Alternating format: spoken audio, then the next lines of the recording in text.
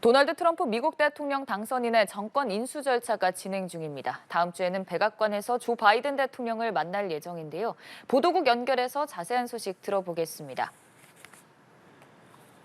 네, 백악관은 바이든 대통령이 트럼프 당선인을 초청해 오는 13일 백악관에서 만날 예정이라고 밝혔습니다. 이임하는 대통령이 정권을 평화롭게 이양하는 차원에서 대통령 취임을 앞둔 당선인을 백악관으로 초청하는 건 관례인데요. 하지만 트럼프 당선인은 2020년 대선 패배 후 결과 조작을 주장하며 불복했고 바이든 대통령을 백악관에 초청하지 않았습니다. 또 이듬해 1월 열린 바이든 대통령의 취임식에도 참석하지 않았습니다. 바이든 대통령은 지난 7일 대국민 연설에서 평화롭고 질서 있는 정권 이양을 약속하면서 미국 국민이 마땅히 받아야 할 대우라고 말했습니다. 네, 한미애 기자, 트럼프 당선인은 지난주 비서실장을 시작으로 2기 행정부 인선을 시작했는데요. 정권 인수 작업에 차질이 생길 수 있다는 우려가 나왔습니다.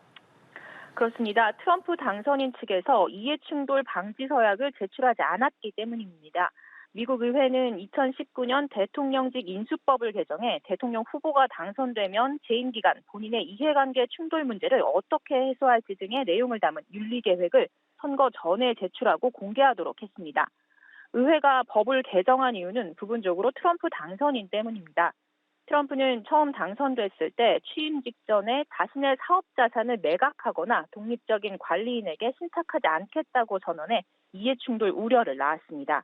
이 때문에 그의 첫 임기 동안 자기 회사가 소유한 호텔과 리조트에서 정치 행사를 개최하고 외국 정상을 초청하는 등 3,400건이 넘는 이해충돌이 발생했다고 비영리단체 책임과 윤리를 위한 시민들이 밝혔습니다. 뉴욕타임스는 트럼프 인수팀이 직원들에 대한 윤리 강령과 이해충돌 방지 선언문을 작성했지만 트럼프 당선인 본인의 이해충돌 문제를 어떻게 방지할지에 대한 내용은 포함하지 않았다고 지적했습니다. 또 현 정부로부터 자금이나 민감한 정보를 제공받는 데 필요한 다른 양해각서들도 체결하지 않고 있는데요.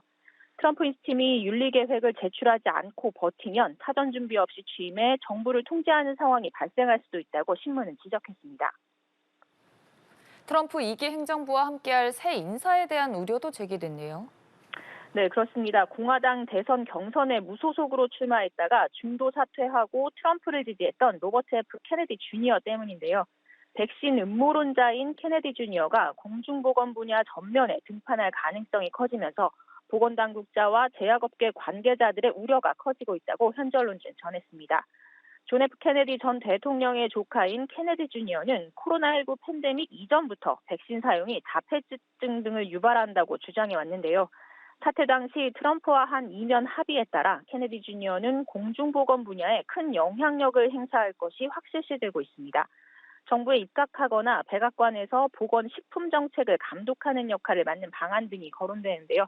당국자들이나 업계 관계자들은 케네디 주니어의 백신 음모론이 과학적 근거가 없다며 후폭풍을 우려하고 있습니다.